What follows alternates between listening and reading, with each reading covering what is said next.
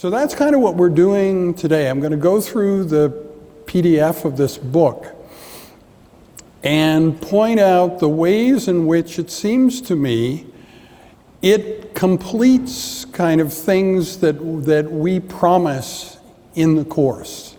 We promise you scenarios, such vivid, rememberable scenarios that when the future happens, you're better prepared than anyone else. Because, when this off-the-wall wild card thing happens, you're the only one who's actually considered this before. And, well, that's good in theory, but that the course as it's structured now, I don't spend too much time on actual scenarios. Whereas there are scenarios and graphs of different trajectories and stuff like that, like branch points, where it makes a big difference to the outcome, whether this happens or that happens. And I think that's the kind of thing that I always thought that we should also be teaching in this course. And this book would allow us to do that. Global Challenge 9, how can education and learning make humanity more intelligent, knowledgeable, and wise enough to address its global challenges? Global Challenge 10, how can shared values, new security strategies reduce ethnic conflicts, terrorism, and the use of weapons of mass destruction? Global Challenge 11, changing status of women, how can this help improve the human condition? Global Challenge 12 is about organized crime and cyber crime. Do you think, are these action points, are these things that interest you, or these things that should engage young people if we're going to change the world as a consequence of this course? Are we going to do it through actions like this, or is there something else other than what is the focus here that would be better to spend time on? I kind of feel that a lot of the points and topics and examples brought up could be a little bit out of the scope of other students. I'm not sure. It's really good food for thought, and I think it exemplifies lots of the stuff that we discuss in class to a real world application. I think that's really important. But it's just, I guess it's finding a happy medium of how much time do you want to be spending going through this book, reading the examples. Do you want to make reading almost the entire thing an absolute requirement, or but also at the same time focusing on the really big topics, and then using stuff in this book, again, not everything's going to relate, but using the most pertinent and relevant examples, I think will really supplement the learning a lot. It's a way that you'll ensure that the student learns and remembers that example a lot better versus arbitrarily talking about it hypothetically. Although, at the end of the day, I feel the hypothetical aspect for this course specifically, when it comes to Singularity and AI takeover, is key. It's a 70-30 or 60-40 split for hypothetical versus practical examples would be a good balance of it, just because obviously it has to be hypothetical because it hasn't happened. We don't know, but we can postulate stuff based on these examples. It's kind of where I'm trying to, that's where I see it at.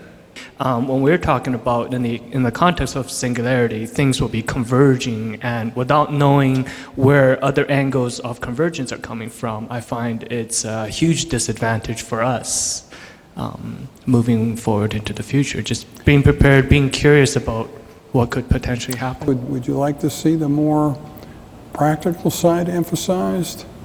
Quantum biology, I don't think it's going to be a very extremely relevant practical field until at least maybe a decade later, just because we're really kind of at the ground, we're building from the ground up. We kind of just really started even looking at biology beyond the third dimension just recently. So for something like that, I would say it's definitely more theory-based. Nanotechnology, it is probably I feel a lot more practical these days, just because there's a bit of a resurgence in nanotechnology, just like how AI came out of multiple AI winters. So, there are two categories of people that have stopped watching the news.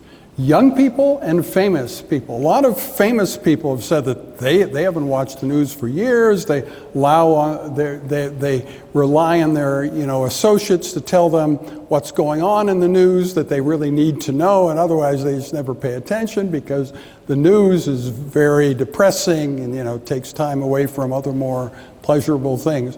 CBC Radio News, they're trying to appeal to their major listenership, and they have reduced the news on CBC Radio 2 now. Most hourly news is only 1 minute long. So how do you feel about this? Is this not watching the news a flaw amongst young people today, or is it just fine? Is it the most logical reaction to the fact that most of the news is unpleasant and you're not in charge of the world anyway?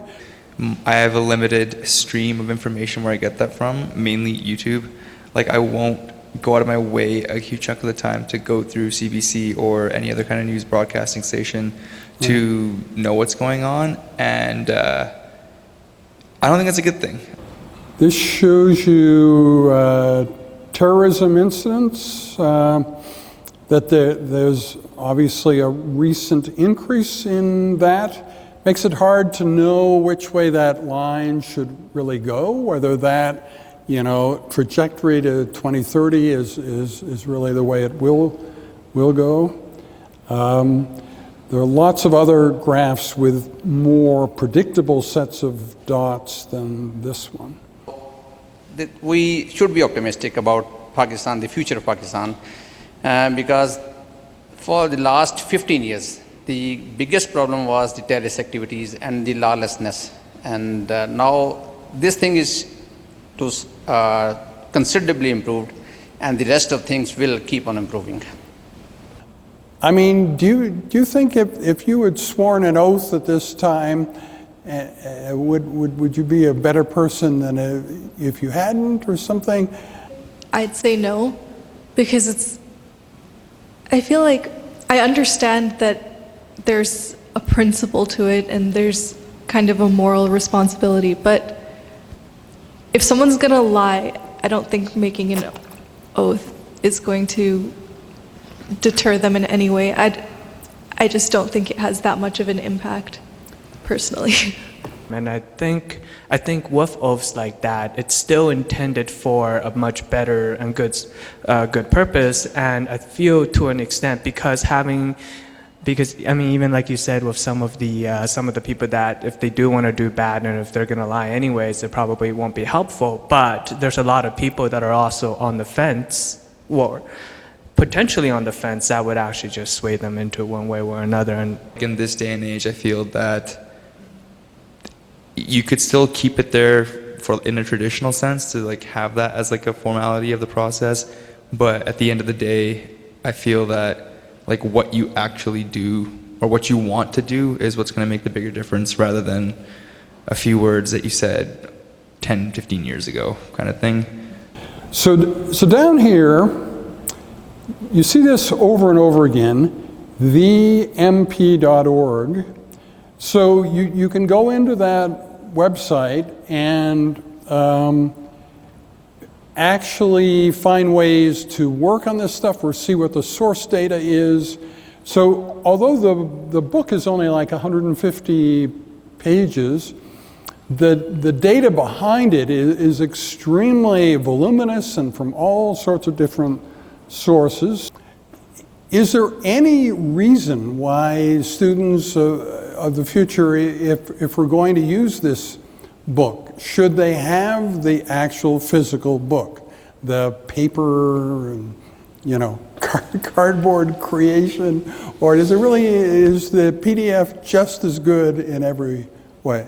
For like this course specifically, I think because you'll be picking like a few of the very specific examples that you want to go more into detail about, talk ethically about, whatever the case might be, I think it'd be more useful to have like a PDF version, because I don't know, to some extent I feel that if someone likes the concept of the book enough, they'll buy it on their own. If they're like one of those, I don't know, book nerds, whatever you want to call them. I don't really have physical copies of books all that much. About this book, I feel that It's really resourceful.